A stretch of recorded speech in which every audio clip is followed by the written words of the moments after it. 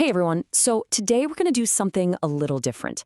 We are going to dive into one of the weirdest and maybe one of the most revealing historical sources you can imagine. It's not a secret letter, it's not some famous speech, nope. It's a list. Just a list.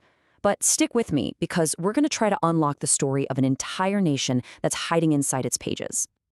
So here it is. This is a little taste of what we're working with. And I know. It looks incredibly boring, right? It's literally the table of contents from a report that's over 70 years old. Just a wall of text. You're probably thinking, why on earth are we looking at this? Well, just give me a second. Because that's the big question for today, isn't it? What can a document like this actually tell us? I promise you, this is not just a list. Think of it more like a puzzle or a mystery. It's a snapshot of a very specific moment. And if we learn how to read it, it tells us a ton about the people who made it and the world they were living in. Okay, so what is this thing exactly? This is from the 1948 annual report of the American Historical Association. And what it tried to do was create a bibliography, basically a giant list of every single historical book, article, and paper published in or about America in that one year.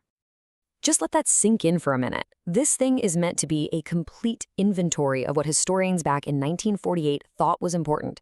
Every topic they decided to research, every story they chose to tell, anything they thought was worth remembering and calling history is cataloged right here.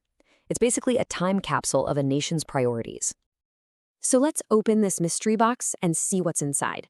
Because once you actually start digging through the entries, you find these amazing little nuggets, these truly strange and fascinating stories just buried in the citations. I'm going to show you a few of my absolute favorites. All right, first up, entry number 872, Uncle Sam's Camels. I mean, seriously, what is that? It just makes you stop and think, wait, the US government had camels? When? Why? And it turns out, yeah, it was a totally real, kind of bizarre 19th century military experiment to use camels in the American Southwest. Who knew? Okay, or what about this one? The Erie War of the Gauges. Sounds epic, right? Like some huge battle. But nope, this wasn't a war with armies. It was a literal fight between railroad companies and the town of Erie, Pennsylvania, all about how wide their train tracks should be. It was such a big deal, it was still being written about as history in 1948. Then you got this one, the Sleeping Sentinel. This actually points to a pretty famous story about a Union soldier, Private William Scott, who was sentenced to be executed because he fell asleep on watch. But in this incredible moment of mercy during the Civil War, he was actually pardoned by Abraham Lincoln himself. And finally, maybe the best one of all for its sheer specificity, Reading Pretzel Capital of the World. This is just brilliant. It shows you how deep this list goes. Even the local industrial history of a city's favorite snack food was considered an important piece of the American story worth documenting. Now, these little oddball stories are great. They're a lot of fun. But the real power of a document like this comes when you zoom out. You stop looking at the individual trees and start looking at the whole forest. What were the big ideas, the big topics that historians were obsessed with in 1948? Once you start connecting the dots, a really clear picture of that whole era starts to form.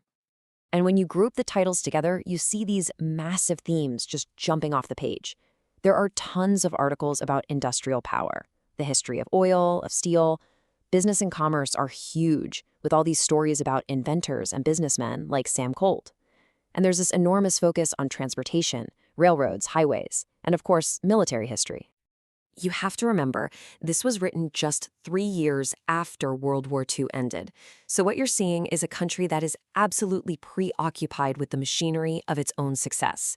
It's a nation looking in the rearview mirror, trying to understand how it built the industries, the infrastructure, and the military that had just won this massive global conflict. But here's where things get really interesting. Because maybe the most revealing thing about this whole time capsule isn't what's inside of it, it's what's missing. What parts of the American story were just not being told back in 1948? And this right here shows you the gap. It's pretty stark. On one side, you've got all those dominant themes we just saw: politics, industry, war, big business. And on the other side, all the stuff that's barely there: social history, the history of women, the daily lives of ordinary people, the experiences of minority groups. The way they saw it in 1948, history was mostly the story of powerful men, big companies, and government decisions. The lives of farmers or factory workers or mothers or immigrants, those stories just weren't seen as the main event. The priorities of that time created these huge blind spots in what they even considered to be history. So why are we doing this? Why does it matter that we're digging through this dusty old bibliography today? Well, because it teaches us something really fundamental about what history even is. See, this isn't just a list of what happened. It's a mirror. There's a fancy academic word for this whole idea: historiography. All it means is the study of how history gets written.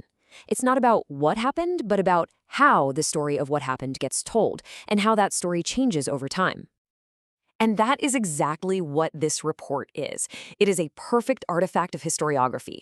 It's a mirror that reflects the values, the fears, the biases, and the entire worldview of the people writing history in post-war America.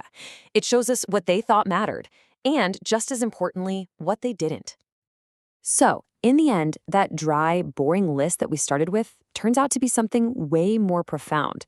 It's not just a catalog of books. It's a time capsule of a nation's memory, frozen at one specific moment in time. And that leaves us with one last, kinda challenging question to think about. If this was the story America was so focused on telling itself back in 1948, what's the story we're telling ourselves today? What are our obsessions? And maybe more importantly, what are our blind spots? What crucial parts of our own world are we missing that historians 70 years from now are going to look back on and wonder, how could they have possibly not seen that?